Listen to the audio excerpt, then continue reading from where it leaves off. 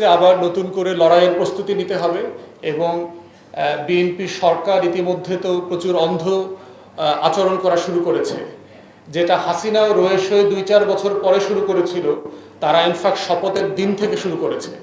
তারা এই নাটকগুলো শপথ নিয়েও করতে পারত, কিন্তু তারা শপথ না নিয়ে প্রথম দিন থেকে গণ অভ্যুত্থানকে অস্বীকার করবার মধ্য দিয়ে তারা বলার চেষ্টা করছে যে তারা আসলে দিল্লির আধিপত্যবাদকে মেনে নিয়ে ক্ষমতায় এসছে। তারা আওয়ামী ফ্যাসিবাদকে কোনো না কোনো ফর্মে পুনর্বাসন করবার জন্য ক্ষমতা এসছে এবং আগামী দিনে সেইগুলো তারা গ্র্যাজুয়ালি করবে থ্রু ডিফারেন্ট অ্যাপয়েন্টমেন্টস।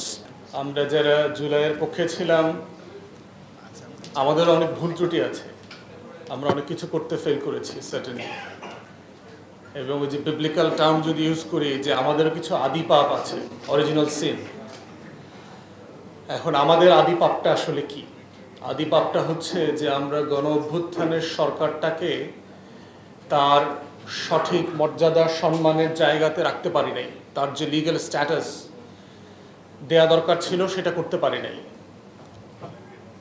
আমাদের শুধু বাংলাদেশের ইতিহাসে না, বদরুদ্দিন ওমরকে কোট করলে বলতে হবে যে পুরো ভারতবর্ষের ইতিহাসে এমন একটা organic wide scale across the board of ages and education, এইরকম একটা গণ অভ্যুত্থানকে ক্যান্টনমেন্ট হয়ে, বঙ্গভবন হয়ে, অ্যাটর্নি জেনারেলের পকেট থেকে সংবিধানের ১০৬তে নিয়ে সুপ্রিম কোর্টের ডাস্টবিনে ফেলে দেওয়া হয়েছে।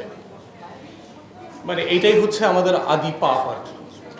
এবং সেই ১০৬-এর পাপ আমাদেরকে এখন পর্যন্ত ক্যারি অন করতে হচ্ছে যে আমরা কিভাবে এই জায়গাতে এসে পৌঁছলাম। এবং এইটা আমাদের জন্য খুবই গুরুত্বপূর্ণ যে আগামী দিনের আসন্ন যে গণ অভ্যুত্থানকে আমরা দেখতে পাচ্ছি, যেই পরিবর্তন, রাজনৈতিক আপহিভাল যেটা দেখতে পাচ্ছি, সেই জায়গাতে যেন আমরা এই ভুলটা না করি।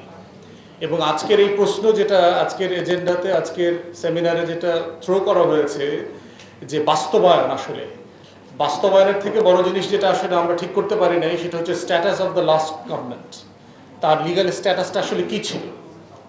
এবং এটাই হলো ক্র্যাক্স অফ দ্য কোয়েশ্চেন, যেটাই হচ্ছে আরও প্রচুর সাব কোয়েশ্চেনের জন্ম দিচ্ছে, যেটা উপগলি, সহকারী এবং এডিশনাল অনেক প্রশ্নের জন্ম দিয়েছে, যেটা জুলাই সনদকে আজকে প্রশ্নবিদ্ধ করছে, জুলাই সনদের অধ্যাদেশকে, অর্ডারকে প্রশ্নবিদ্ধ করছে, গণভোটকে প্রশ্নবিদ্ধ করছে।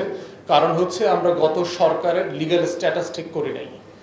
বাংলাদেশে ৭২ পূজারী যারা আছে, ৭২-এর সংবিধান পূজারী, তারা বারবার এই রেজিমটাকে হচ্ছে একটা সাংবিধানিক সরকার বলবার চেষ্টা করেছে, অথচ আমরা বারবার দেখিয়েছি যে একটা সাংবিধানিক সরকারের কোনো ক্যারেক্টার এটার মধ্যে ছিল না।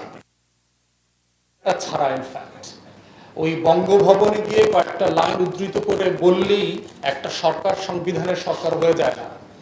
এবং সেটা কিভাবে হয়েছে দেখেন, যে এই সরকারটা গঠিত হবার আগে অ্যাটর্নি জেনারেল অ্যাপয়েন্ট হয়ে গেছে শুধুমাত্র ১০৬-এর নাটক মঞ্চস্থ করবার জন্য। যখন সরকার তৈরি হয়নি ৬ তারিখে অ্যাটর্নি জেনারেল অ্যাপয়েন্ট হয়ে গেছে। তাহলে চিন্তা করে দেখেন ক্যান্টনমেন্ট আর বঙ্গভবন মিলে কিভাবে একটা গণ অভ্যুত্থান কোর্টের ডাস্টবিনে ফেলে দিয়ে আসছে। এবং এটার মাসুল এখন আমাদের কন্টিনিউয়াসলি দিতে হচ্ছে। সরকারকে আজকে তার স্ট্যাটাসের প্রমাণ, তার সতীত্বের প্রমাণ দিতে হচ্ছে যে না, তিনি আসলে একটা গণ অভ্যুত্থান ছিলেন। তো সেইখানে এখন আমাদের মনে হচ্ছে যে আবার নতুন করে লড়াইয়ের প্রস্তুতি নিতে হবে। এবং বিএনপি সরকার ইতিমধ্যে তো প্রচুর অন্ধ আচরণ করা শুরু করেছে, যেটা হাসিনা ও রয়েশ হয়ে ২-৪ বছর পরে শুরু করেছিল। তারা ইনফ্যাক্ট শপথের দিন থেকে শুরু করেছে। তারা এই নাটকগুলো শপথ নিয়েও করতে পারত, কিন্তু তারা শপথ না নিয়ে প্রথম দিন থেকে গণ অভ্যুত্থানকে অস্বীকার করবার মধ্য দিয়ে তারা বলার চেষ্টা করছে যে তারা আসলে দিল্লির আধিপত্যবাদকে মেনে নিয়ে ক্ষমতায় এসছে। তারা আওয়ামী ফ্যাসিবাদকে কোনো না কোনো ফর্মে পুনর্বাসন করবার জন্য ক্ষমতা এসছে এবং আগামী দিনে সেইগুলো তারা গ্র্যাজুয়ালি করবে থ্রু ডিফারেন্ট অ্যাপয়েন্টমেন্টস।